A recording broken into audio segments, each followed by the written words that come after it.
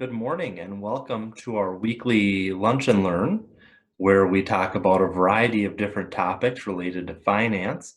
And today we're talking about a topic that is great for young adults just starting to use banking services on their own, and that is cards. It's credit cards, ATM cards, charge and debit cards. Sometimes those terms get to be mixed up or confusing. And so today we're going to watch a video where I explain the difference between all those cards and important things to know.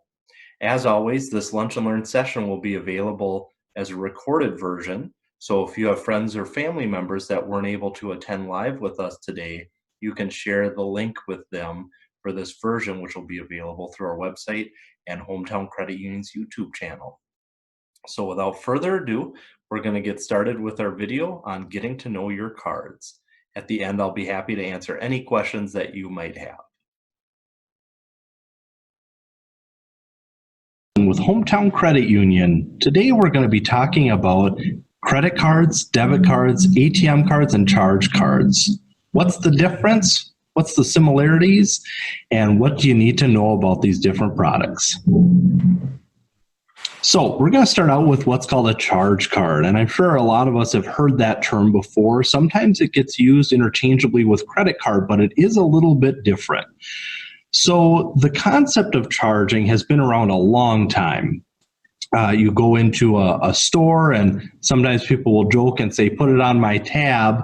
Well, it used to be quite common that a lot of places offered tabs for customers as a form of goodwill, especially like grocery stores. So somebody might be a loyal customer for a grocery store back in the turn of the century, and they might be tight on money towards the end of a pay period or the end of a month, and they could go into that grocery store, they could buy things on credit, and at the end of the month, the grocer would send a bill to that customer and they'd pay it in full when they got their next paycheck. So that concept has been around for quite a while, but back in I believe it was the 1930s, Sears came out with charge accounts. So you could go into any Sears store, you could buy something now and pay for it later. And they actually issued a metal plate that you'd have with you that had your name embossed on it and your account number, and the clerk would copy that information down on a carbon copy sheet of paper, and it would go to their accounting department, and then you would get a bill for what you owed at the end of the month. Now, in the 1940s and 50s after World War II, when people became much more mobile, gas stations jumped on the bandwagon and started offering charge cards so that wherever you went, you would hopefully stop into that particular brand of gas station to fill up your car, and it was a way to help build loyalty. Again, you could charge things to your account and you'd get a bill at the end of the month. It wasn't until the 1960s that people started to see interest charged on those charge accounts. And now it's quite common where if you have a charge card with someplace, you are going to be paying interest, and typically it's a higher interest rate for having that service. Usually when you see a charge account, whether it be with a chain store or a gas station now or things like that, usually the interest rates seem to be about 20 to 25% is what you pay on those. So it's like a credit card. You can buy something now, you pay for it later when the bill comes. You do have to pay interest on the money that you borrow, just like you would on a loan or a credit card. Some charge accounts offer a grace period, so if you pay the bill in full when it comes, you don't have to pay any interest. Some charge cards do not offer that. The other key to what makes a charge card is that it can only be used typically at one or two retailers. So for instance, if I had a Kohl's card, it could only be used at Kohl's. If I had a Cabela's card, it could probably only be used at Cabela's. And that's what makes a charge card rather than having, say, a Cabela's Visa card that can be used any place, but it's got the Cabela's brand on it, right? So charge cards can only be used at a specific brand of store. So again, these cards can be used at that particular store. Sometimes they do offer discounts. So if you buy things on your charge card, you can save money off of your purchase. And Kohl's is a great example of that, where they send out the coupons and then you can take advantage of those savings. So charge cards can be great if you can pay them off all in full. But what can get people into difficult financial situations is when you carry a balance on that charge card and then you're paying that high interest rate each month, and it can be hard to get ahead on those. It will help build credit. Most charge cards do report to the credit bureaus. So as long as you use your charge card responsibly, it can help you build credit. And if you check out my credit score video, that will tell you more about helpful ways to build your credit using charge cards and credit cards. So a credit card was kind of built as a piggyback off of the charge card. There were banks that saw how successful charge card programs were, and they said, what we'd like to do is create a charge card that could be used any place, right? And so the very first version of a credit card came out in 1958, and it was later known as the Visa program. A MasterCard came out in 1966 to compete. And the more popular these cards got, the more stores and restaurants and things accepted them. And in the 1960s, credit card companies and banks actually got in trouble for doing what was called a credit card drop, where they would mail out their customers credit cards that were open and ready to be used that the customers didn't apply for. And so the government had to step in and say, nope, you can't do that. If somebody wants a credit card, they have to apply with you to get that credit card, and you have to show that they can qualify for it.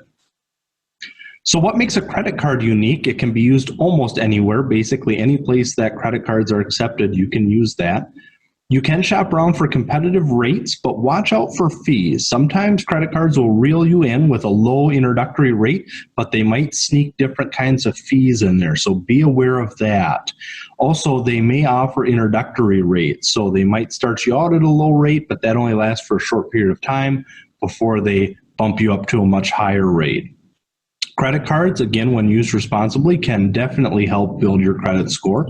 And credit cards do offer fraud protection. So if you happen to have your credit card stolen, somebody else makes charges on it, you can report that as stolen and recover those funds. As well as credit card companies will have fraud monitoring systems where if they see most of your transactions were done in southern Minnesota and all of a sudden transactions are popping up in California or Florida, they will stop those transactions. They will reach out to you and say, hey, is this you using your card? And they can a lot of times be able to stop fraud as it's happening. So charge and credit cards kind of follow a cycle. We'll start up in the orange circle. Purchases are applied towards the credit account when you're at the store and you use your card to pay for something. Then they're billed at the end of the cycle. So the company says, okay, what did this customer spend over this cycle? Here's the bill. They issue what's called a statement that goes out in the mail that shows you what you owe, what your minimum payment is, how much you'd need to pay if you paid the whole thing off in full. It will tell you if there's any late fees. It will tell you what your interest rate is, all sorts of helpful information on there. A lot of card companies do offer a grace period. So if you pay by this date, you don't have to pay any interest, but you'd have to pay everything in full. If you make the minimum payment, then you are going to have to pay interest on the balance. So if you pay just the minimum payment on a credit card, it's interesting to know how long it can take to actually pay off that debt. Because when you're paying just the minimum payment that's required by the statement, most of that money is going towards paying down the interest that you owe and not paying down the initial money that you balance or that you borrow. So if we look at the 2% minimum payment here, which is what most credit cards require for their minimum payment. And if you are getting an 8% interest rate, which is relatively hard to find, that's a very competitive rate. If you paid that minimum payment each month, it would take you 61 months to pay off that debt. Now, a lot of credit cards are at 18% or higher, so if you're paying that minimum balance, it would take you 93 months to pay off that debt, and that's based off of having a $1,000 balance. Now, what's interesting to note is if you take that 2% and you bump it up just 1% by 3%, you're cutting down your payback time in half. And what that means is that you're also cutting down the amount of interest that you're paying in half.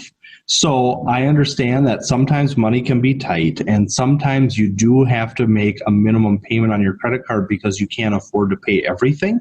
But if you can pay just a little extra, it can have a huge long-term impact on how much you're actually paying on that debt and how quickly you have that paid down. All right, so information on credit card statements. Again, there is a ton of stuff on these. It will tell you what your interest rate is, which is also known as an APR. It will tell you if there's a cash advance fee. So if you go to an ATM or a bank to get cash off of your card, it will tell you what the fee is for that. It will tell you that there's a minimum payment and what the due date is. It will also tell you if there's that grace period. It will tell you how much it will cost you to pay off the debt if you make the minimum payments versus if you make extra payments. And it will tell you how long it will take to pay down that debt. And this is something that's a relatively new feature on credit card statements. And so that's helpful for you to know as a consumer. It will tell you what your credit limit is. So again, what you can borrow up to. And it will also tell you if there's a late charge and how much that is and when it would apply. All right, so you can also get what's called an ATM card.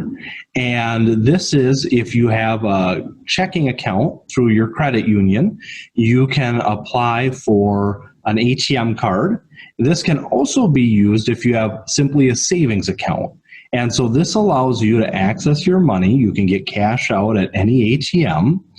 And you can not use these for purchases. You can only use them for cash out. Watch out for fees. So at HomeTown Credit Union, we do not charge a fee for an ATM withdrawal at any ATM. However, that ATM owner might charge you a fee. So if you stopped at an ATM for a competitor and they charge you a $3 fee, that would be from them, but we would not charge you a fee for that. HomeTown does have a network of ATMs, as well as Quick Trip gas stations have free ATMs too, so you can utilize those to avoid fees. All right, so debit cards. Sometimes debit cards are confused with credit cards because oftentimes they have a Visa or MasterCard logo on them. The first debit card program piloted back in 1966, which coincidentally was when the MasterCard program was unrolled. The popularity increased in the 80s and 90s as ATMs became more popular. And the increase in debit card usage has decreased the use of checks. So again, debit cards can be used if you have a checking account with your credit union. You get this debit card and you can use it any place that credit cards can be used. But instead of having to pay interest on borrowed money, you're actually spending your own money with a debit card. Now, debit cards, again, can be used for purchases, but they can also be used for cash withdrawals, just like an ATM card.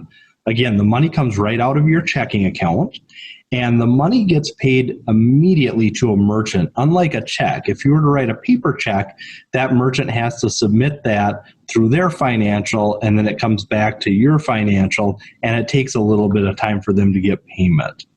Now, even though a debit card does have a Visa or MasterCard logo on it, it does not help you to build credit. However, debit cards do offer the same fraud protection as credit cards.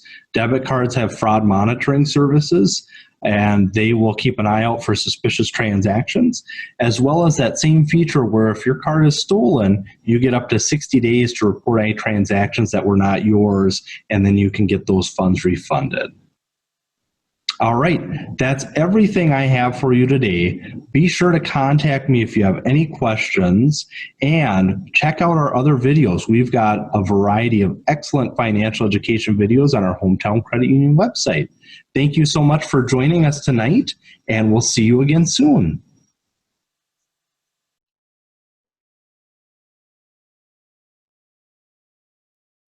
Okay, so that was an overview about cards and the variety of things that go into making each card unique. I'm just going to give a few moments for anybody to ask questions and see. I know in the past I've had people ask about establishing credit for young people and how old a person needs to be to have a credit card or debit card. Typically, we like to see people be at least 15, but know that if you are under the age of 18, you will need somebody that's 18 or older to be on that card with you, whether that be a debit or a credit card.